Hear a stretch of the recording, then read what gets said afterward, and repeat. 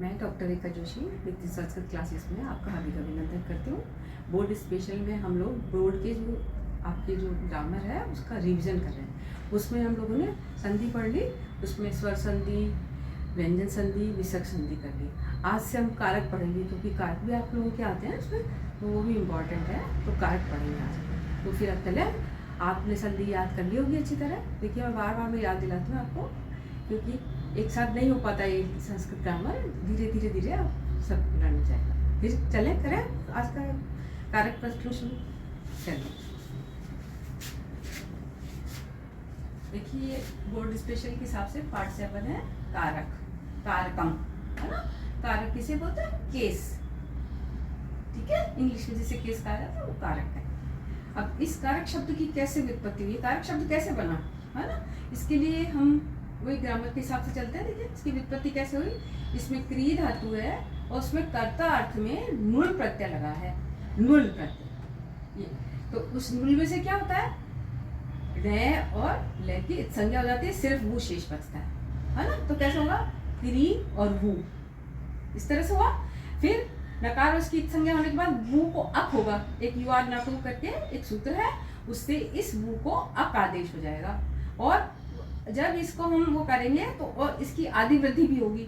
आदि वृद्धि में जो कै का जो री है उसको आर, वृद्धि मतलब आर हो जाएगा, री को आर हो जाएगा। तो फिर कैसे शब्द बनेगा, क क आर, सॉरी क अक और आर, तो सबको जोड़ा हमने तो बन गया कारक शब्द, ठीक है। आदि वृद्धि होकर उसको आर हुआ और कारक शब्द बना, मतलब करोती थी कारकम, ठीक।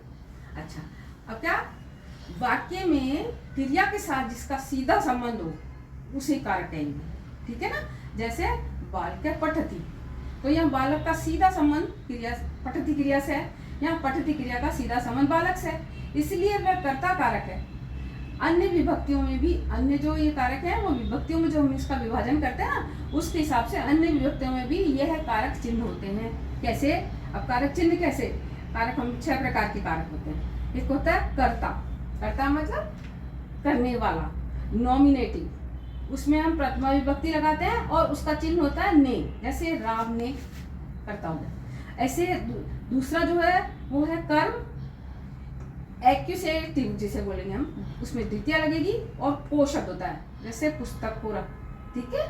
ऐसे ही तीसरा है करण, इंस्ट्रूमेंटल, उसमें तृतीय विभक्ति लगती है। वो कैसे होता है, उसका चिन्ह से आता है उसमें या के द्वारा, मतलब बाय, बाय जो शब्द होता है ना इंग्लिश में, हो सकता है।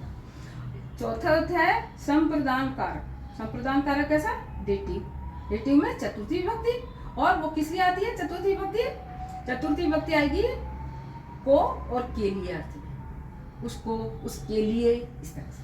पंचमी, अब अपादान जो होता है, अपादान पंचमा है, 5वां कारक अपादान है, ये होता है एबिलेटिव, है ना, इसमें पंचमी आती है और इसमें होता है से मीन्स फ्रॉम वाला, अलग होना वाला, ठीक है।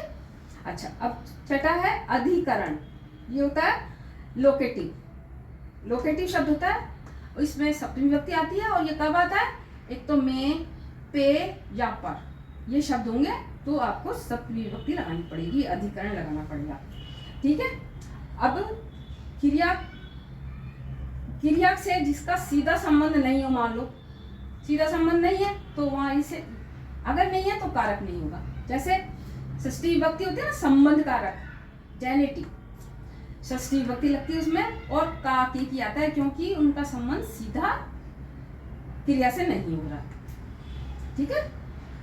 अच्छा 8वां क्या है, संबोधन, संबोधन मतलब वोकेटिव, उसमें अष्टमी होती है, इसमें नाम से किसी को हम बुलाते हैं, किसी को भी हम संबोधित करते हैं, उसे संबोधन होता है, उसमें अष्टमी विभक्ति आती है और उसे नाम से बुलाया जाता है, बाकी सब इसमें कर्ता की प्रथमा की तरह चलता है। ये आज ये कारकों के प्रकार बताएं। अब हम आप अगले उसमें हम कर्ता शब्द पे, कर्ता कारक पे विचार करेंगे, तो आप अच्छी तरह से इनको एक बार देख लीजिए। अब अगली बार हम कर्ता कारक करेंगे, विस्तार से आपको उसके बारे में बताएंगे। आज के लिए इतना काफी, नमस्कार।